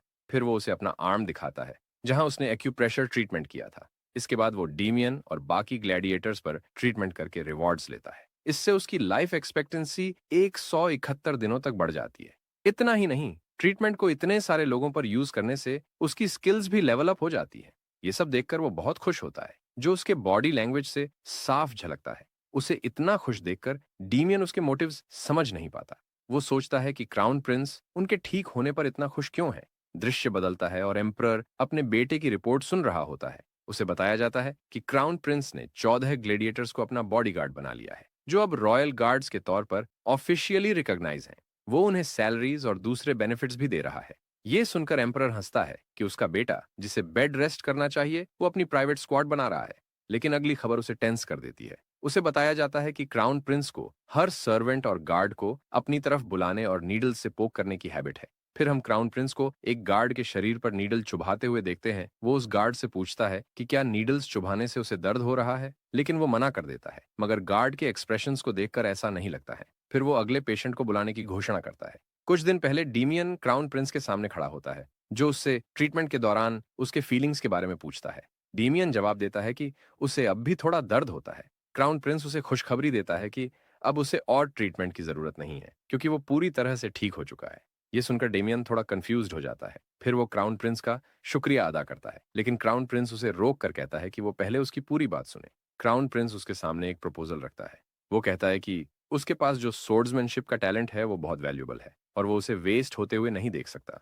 फिर क्राउन प्रिंस डीमियन को बॉडीगार्ड की पोजीशन ऑफर करता है और ये सब कुछ इसलिए नहीं क्योंकि उसने उसे ठीक किया है, बल्कि वो उसे इसके बदले सैलरी देगा और कुछ दूसरे बेनिफिट्स जिसमें एनुअल लीव और वेकेशन शामिल है।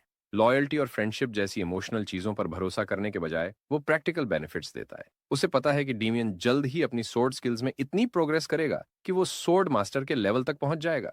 इस लेवल में इंसान इतना सेंसिटिव हो जाता है कि उसे पहले कर्स सील के साथ जो दर्द झेलना पड़ा था, उसे उससे भी ज्यादा दर्द सहना पड़ता है। क्राउन प्रिंस चाहता है कि जब ऐसा हो तो डीमियन उसके करीब हो और इसी बहाने वो उसे अपने पास रखने के लिए ये जॉब ऑफर कर रहा है। क्राउन प्रिंस कॉन्ट्रैक्ट में और भी पर्क्स जोड़ता है, लेकिन जब डीमियन कोई जवाब नहीं देता तो वो हफ्ते में सिर्फ 4 दिन काम करने का ऑफर करता है। ये सुनते ही डीमियन के पीछे खड़े बाकी ग्लेडिएटर्स खुशी से चीयर करने लगते हैं। जब सब जॉब पर्क्स सुनते हैं तो वे भी क्राउन प्रिंस से उन्हें हायर करने की पेशकश करते हैं। वे इसे अपनी डेट चुकाने का बहाना बताते हैं और उसे सुरक्षित रखने में मदद करना चाहते हैं जब डीमियन उसके साथ ना हो। क्राउन प्रिंस ड्राइली कमेंट करता है कि वे ऐसा सैलरी और बेनिफिट्स के लिए करना चाहते हैं। ग्लैडिएटर्स ईमानदारी से इस बात को मानते हैं। ये देखकर क्राउन प्रिंस खुश होता है क्योंकि उसे लगता है कि जो लोग लॉयल बनने का क्लेम करते हैं वे अक्सर ग्रजेस रखते हैं। इस पर सोच विचार करके क्राउन प्रिंस डिसाइड करता है कि इन ग्लेडिएटर्स को हायर करना ही बेहतर है क्योंकि ओरिजिनल रॉयल गार्ड्स उसके पिता के लॉयल थे। इसीलिए वो अपनी प्राइवेट स्क्वाड बनाना चाहता है। वो उन्हें एसआरजी यानी कि स्पेशल रॉयल गार्ड्स नाम देता है और ग्लेडिएटर्स इससे काफी खुश होते हैं। वहां से मुड़ते हुए क्राउन प्रिंस एक गहरी सांस लेता है और सोचता है कि उसकी जिंदगी अब भी ज्यादा नहीं बची है। उसके पास सिर्फ 18 दिन है। साथ ही उसकी कमजोर हालत उसे और मरीज ढूंढने की इजाजत नहीं देती। कुछ देर बाद वो अपने स्टडी रूम में दिखाई देता है जहां वो डीमियन और गार्डियन को बताता है कि वो अपने पैलेस में एक क्लिनिक सेटअप करने जा रहा है। गार्डियन उसे ये कहते हुए चौंका देता है कि उसकी कॉज नोबल है क्योंकि वो बीमार लोगों की मदद करना चाहता है। क्राउन प्रिंस इस पर सहमत होता है और बताता है कि वो पैलेस के अंदर रहने वाले लोगों का इलाज करना चाहता है। उसे नहीं लगता कि बाहर रहने वाले कॉमन सिटीजन्स पैलेस में आने में कंफर्टेबल महसूस करेंगे। गार्डियन उसकी बात से सहमत होता है। क्राउन प्रिंस आगे समझाता है कि अगर पैलेस के अंदर के लोग ठीक होंगे तो वर्ड ऑफ माउथ से उसके क्लिनिक का प्रचार होगा और लोग ट्रेडिशनल मेडिसिन क्लिनिक में इलाज के लिए आएंगे। प्रेजेंट में क्राउन प्रिंस फ्रस्ट्रेट होता है क्योंकि उसे पता चलता है कि हर कोई काफी हेल्थी है। अब तक 500 लोगों का इलाज करने के बावजूद उसे सिर्फ 2 दिन की बोनस लाइफ मिली है। फ्रस्ट्रेशन में वो चिल्लाता है कि उसे कोई बहुत बीमार इंसान चाहिए। तभी उसे एक आइडिया आता है। वो गार्डन को आदेश देता है वो कि पैलेस में काम करने वाले सर्वेंट्स के परिवारों का डेटा इकट्ठा करे। उसे यकीन है कि उनके परिवार में कोई ना कोई बीमार जरूर होगा, लेकिन जब डेटा आता है तो सब काफी हेल्थी लगते हैं। 10 पन्ने बचते हैं और क्राउन प्रिंस को ज्यादा उम्मीद नहीं होती। फिर भी वो चेक करता रहता है। डीमियन उसे इंटरप्ट करता है और अपनी डिसअपॉइंटमेंट जाहिर करता है। वो पूछता है कि क्या क्राउन प्रिंस पेशेंट्स को सिर्फ टूल्स की तरह देखता है। डीमियन आगे कहता है कि उसे समझ में आता है कि क्राउन प्रिंस को रिसर्च के लिए पेशेंट्स चाहिए, लेकिन अब ऐसा लग रहा है कि वो किसी ऐसे आदमी को खोज रहा है जो अपने डेथ बेड पर हो। गार्डन अपने मास्टर को डिफेंड करता है और कहता है कि क्राउन प्रिंस के पास कोई प्लान जरूर होगा, लेकिन क्राउन प्रिंस खुद गार्डन को करेक्ट करता है और कहता है कि डीमियन की असम्पशन सही है। डीमियन गार्डन से कहता है कि वो रूड है, लेकिन गार्डन क्राउन प्रिंस का बचाव करते हुए कहता है कि डीमियन रूड है। क्राउन प्रिंस दोनों को रूम से बाहर निकाल देता है और बचे हुए 10 पन्ने चेक करता है। एक पेज उसका ध्यान खींचता है। उसमें लिखा होता है कि एक 8 साल का लड़का है जिसके शरीर में हफ्ते में 1-2 बार झटके लगते हैं और उसके मुंह से झाग निकलने लगता है। डॉक्टर और क्लेरिक ने उसे देखा, लेकिन कोई फायदा नहीं हुआ। ये पढ़कर क्राउन प्रिंस काफी खुश होता है कि आखिरकार उसे वो मिला जो वो ढूंढ रहा था। अगले दिन क्राउन प्रिंस उस लड़के से मिलता है। लड़का उसे देखकर थोड़ा डरता है। क्राउन प्रिंस धीरे से उसके पास जाता है और उसे ग्रीट करते हुए कहता है कि वो उसे रकेल बुला सकता है। उसे समझ आता है कि ये जॉर्ज का पहली बार पैलेस में आना और क्राउन प्रिंस से मिलना है, इसलिए उसे कंफर्टेबल फील कराना जरूरी है। क्राउन प्रिंस उसे एक कैंडी दिखाता है जिससे लड़का थोड़ा खुश होता है, लेकिन कैंडी लेने के बजाय उसका चेहरा फिर से उदास हो जाता है। लड़का कहता है कि वो क्राउन प्रिंस को छू नहीं सकता। जब क्राउन प्रिंस कारण पूछता है तो वो बताता है कि वो कर्स्ड है। लड़का आगे कहता है कि इसी वजह से दूसरे बच्चे उसे परेशान करते हैं और उसे वियर्ड कहते हैं। ये सुनकर क्राउन प्रिंस लड़के को एनकरेज करता है और कहता है कि ऐसा बिल्कुल भी नहीं है। लड़का बताता है कि जब बच्चे उसे चिढ़ा रहे थे तो उसने खुद को डिफेंड करने की कोशिश की, लेकिन वो इसमें हार गया क्योंकि उसी वक्त उसके सामने अंधेरा हो गया। फिर उसकी बैक नम हो गई और उसकी पूरी बॉडी शेक करने लगी और फिर उसे ऐसा लगा जैसे किसी ने उसे जमीन पर पटक दिया हो। और जब उसे होश आया तो वो बहुत कमजोर महसूस करता है। इसी दौरान क्राउन प्रिंस अचानक उसे गले लगा लेता है और कहता है कि वो बहुत बहादुर है जो ये सब सहन कर रहा है। उसकी आंखों में आंसू देखकर जॉर्ज कहता है कि उसे नहीं छूना चाहिए क्योंकि उसके अंदर एक ईवल स्पिरिट है। उस समय क्राउन प्रिंस तुरंत उसकी डायग्नोसिस शुरू करता है। उसकी सिस्टम उसे बताती है कि जॉर्ज पूरी तरह से हेल्थी है, बस उसे सीजर्स के कुछ सिम्टम्स हैं जो इरेगुलर ब्रेन वेव्स की वजह से हो रहे हैं। क्राउन प्रिंस उसे एपिलेप्सी का डायग्नोसिस करता है, लेकिन दिक्कत यह है कि उसे इन इरेगुलर ब्रेन वेव्स का कारण पता नहीं है। फिर वो जॉर्ज को बताता है कि उसे किसी डीमन ने पजेस नहीं किया है। जॉर्ज डिसबिलीफ में पूछता है कि क्या ये सच है, तो वो खुश होकर बताता है कि वो क्राउन प्रिंस है और वो हमेशा सही होता है। लेकिन अब वो उलझन में है कि आगे क्या किया जाए, क्योंकि उसे इरेगुलर ब्रेन वेव्स की वजह का पता नहीं है और उसके पास कोई टूल्स जैसे एमआरआई मशीन भी नहीं है। तभी जॉर्ज अचानक उसे पुकारता है। क्राउन प्रिंस टेंशन में आ जाता है क्योंकि जॉर्ज को एक सीजर आ रहा है। वो तुरंत उसे लिटा देता है, जबकि गार्डन उसे लड़के से दूर रहने के लिए कहता है। डेमियन भी अपनी तलवार उठाकर प्रतिक्रिया देता है।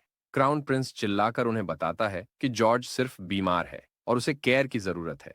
वो उन्हें एक तकिया लाने का आदेश देता है। उसके बाद वो जॉर्ज को तकिए पर लेटाता है और सभी उसे देखते हैं। गार्डन जॉर्ज के मुंह से निकलने वाले झाग को साफ करने की पेशकश करता है, लेकिन क्राउन प्रिंस जवाब देता है कि ऐसा करना सही नहीं होगा क्योंकि जॉर्ज तौलिया निगल सकता है। क्राउन प्रिंस कहता है कि जब तक सीजर खत्म नहीं होता तब तक वे कुछ नहीं कर सकते। अचानक उसे जॉर्ज के शरीर से मोना निकलते हुए दिखती है। वो समझ जाता है कि ये उसके असरहान कोर टेक्निक की वजह से है, जो मोना के प्रति सेंसिटिव है। अब वो इस टेक्निक का इस्तेमाल करके एपिलेप्सी के कारण का पता लगाने का फैसला करता है। वो मैनो के फ्लो के अंदर जाकर कारण ढूंढने की कोशिश करता है। वो नर्व्स चेक करता है, लेकिन उसे कुछ नहीं मिलता। धीरे धीरे वो थकने लगता है। इसके बाद वो जॉर्ज के हार्ट के पास पहुंचता है और जल्दी से वहां का निरीक्षण करता है। आखिरकार उसे इरेगुलर ब्रेन वेव्स का सोर्स मिल जाता है, जो वेगस नर्व में हो रहा था। क्राउन प्रिंस अपने सबॉर्डिनेट्स को आदेश देता है कि वो जॉर्ज को ढकने के लिए एक कंबल लाए और ध्यान दें कि उसे जगाया ना जाए। इस प्रोसेस में क्राउन प्रिंस भी खुद को ओवर एक्सर्ट कर लेता है और गिर जाता है। उसे इस हालत में देखकर सभी चिंतित हो जाते हैं, लेकिन क्राउन प्रिंस को खुशी है कि उसने जॉर्ज की बीमारी का कारण ढूंढ लिया है। कुछ घंटों बाद क्राउन प्रिंस भारी सिर के साथ उठता है। वो सोचता है कि जब वो सो रहा था तब उसका असरहन कोर मैक्सिमम लिमिट तक एक्टिवेट हो गया था। तभी डेमियन वहां आता है और उसे बताता है कि वो आधे दिन तक सोता रहा। क्राउन प्रिंस जॉर्ज के बारे में पूछता है तो उसे बताया जाता है कि जॉर्ज उठ गया है, लेकिन वो अब भी थका हुआ महसूस कर रहा है। जैसे ही क्राउन प्रिंस अपने बिस्तर से उठता है, वो सोचता है कि असरहन कोर की मदद से उसकी डायग्नोसिस सफल रही। अब वो जॉर्ज का ट्रीटमेंट शुरू कर सकता है, जिसमें वो वेगस नर्व को स्टिमुलेट करेगा। जैसे ही वो अपनी कोट पहनता है, डीमियन हैरानी से पूछता है कि वो आधी रात को कहां जा रहा है।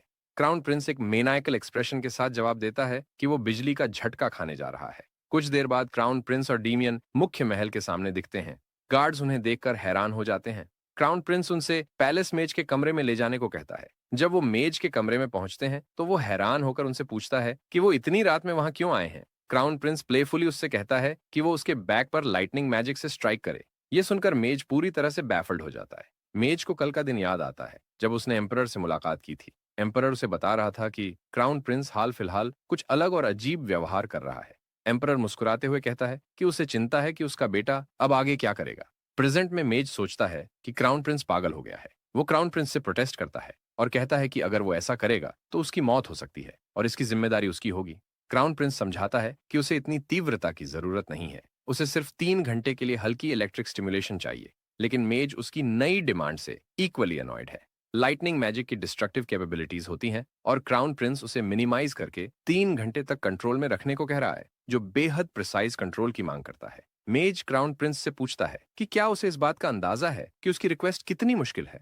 फिर क्राउन प्रिंस जवाब देता है कि उसे पूरी तरह समझ है और इसी वजह से वो उसके पास आया है, क्योंकि उसके अलावा कोई और ऐसा कारनामा नहीं कर सकता। ये सुनकर मेज थोड़ा तैयार हो जाता है, लेकिन फिर भी हिचकिचा रहा होता है कि अगर क्राउन प्रिंस को चोट लग गई तो। क्राउन प्रिंस उसे तसल्ली देता है कि अगर कुछ होता है तो मेज जिम्मेदार नहीं होगा। वो गार्ड्स की तरफ इशारा करते हुए कहता है कि वे इस पूरी घटना के गवाह होंगे। क्राउन प्रिंस आगे समझाता है कि वो ये सब किसी की जान बचाने के लिए कर रहा है। आखिरकार मेज मान जाता है और पूछता है कि कब शुरू करना है। क्राउन प्रिंस जवाब देता है कि अभी। फिर क्राउन प्रिंस मेज के सामने बैठता है। जब मेज पूछता है कि क्या वो तैयार है, तो क्राउन प्रिंस सिर हिलाता है। अंदर ही अंदर वो सोच रहा होता है कि इतनी खतरनाक ट्रीटमेंट को एक बच्चे पर आजमाने से पहले उसे खुद पर एक्सपेरिमेंट करना ज्यादा सही होगा। जैसे ही मेज एक सटीक मात्रा में बिजली छोड़ना शुरू करता है, क्राउन प्रिंस उसे इलेक्ट्रोड्स में बदलने की कोशिश करता है। फिर वो उन्हें इलेक्ट्रिकल सिग्नल्स में ट्रांसफॉर्म करेगा और इन सिग्नल्स का इस्तेमाल जॉर्ज की वेगस नर्व की इरेगुलर सिग्नल्स को ठीक करने के लिए करेगा। अंत में वो इन सिग्नल्स को कंट्रोल करेगा। अपने प्लान का विश्लेषण करते हुए क्राउन प्रिंस आसरहान कोर टेक्निक की तारीफ करता है, जो उसे एक ही बार में सफल होने में सक्षम बनाती है। थोड़ी देर बाद वो मेज से रुकने को कहता है, लेकिन मेज टीजिंगली कहता है कि वो पूरे दिन ऐसा कर सकता है। अगले दिन कई गॉसिप मॉन्गर्स क्राउन प्रिंस के कमरे के बाहर खड़े होते हैं। उनमें से एक दरवाजा खोलता है और अब सब जॉर्ज और उसके डॉक्टर के सामने खड़े होते हैं।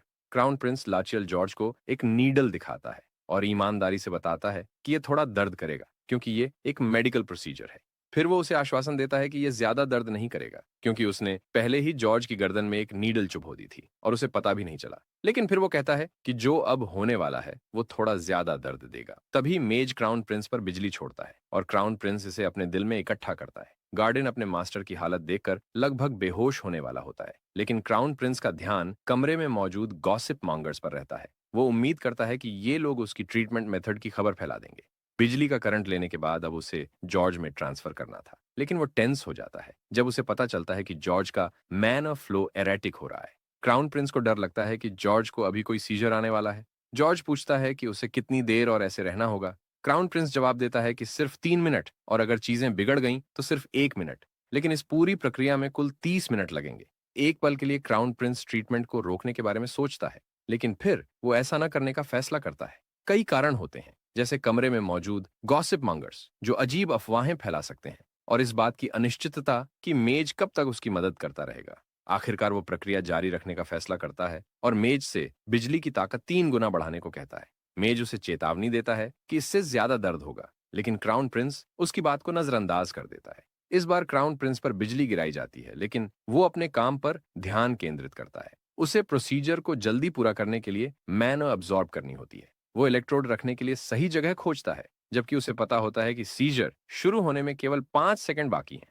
आखिरकार जब ऐसा लगता है कि जॉर्ज को सीजर आ जाएगा, वो सामान्य हो जाता है और क्राउन प्रिंस को देखता है। सभी, खासकर जॉर्ज की बहन, ये देखकर हैरान होते हैं कि सीजर नहीं हुआ। इस बीच क्राउन प्रिंस लगातार इलेक्ट्रिक स्टिम्युलेशन से चुपचाप थक चुका होता है, लेकिन उसकी सिस्टम उसे वेगस नर्व ऑपरेशन को सफलतापूर्वक पूरा करने के लिए बधाई देती है। उसे 3 दिनों का लाइफ बोनस मिलता है। इतना ही नहीं, उसकी असराहन कोर टेक्निक का लेवल भी बढ़ जाता है और यह अब लेवल 2 पर पहुंच जाती है। साथ ही उसकी मोना सर्कल की शक्ति भी बढ़ती है। उसे एक नोटिफिकेशन मिलता है कि उसके लंग्स और लार्ज इंटेस्टाइन ने मेटल एनर्जी को अब्सॉर्ब कर लिया है, जिससे उसे वुड मैजिक के प्रति इम्यूनिटी मिल गई है। वुड एनर्जी का इस्तेमाल करने के लिए उसका नया ऑर्गन लिवर जागता है। उसी समय एक बहुत ही गुस्सैल और घमंडी लिवर ऑर्गन रियल्म में प्रवेश करता है। लार्ज इंटेस्टाइन खुश होता है कि वो अब सबसे नया ऑर्गन नहीं है, लेकिन लिवर खुश होने के बजाय लार्ज इंटेस्टाइन को थप्पड़ मारता है और एक्सप्रेशनलेस होकर कहता है कि अगर वो उसे नया कहने की कोशिश करेगा तो उसकी मौत पक्की है। अगले ही पल लिवर क्राउन प्रिंस को 300 एचपी देता है। उसके बाकी ऑर्गन्स भी मिलकर उसे 500 एचपी देते हैं। इतना ही नहीं, ऑर्गन्स काफी खुश लगते हैं क्योंकि लिवर के जन्मदिन पर उन्होंने एक पार्टी रखी है।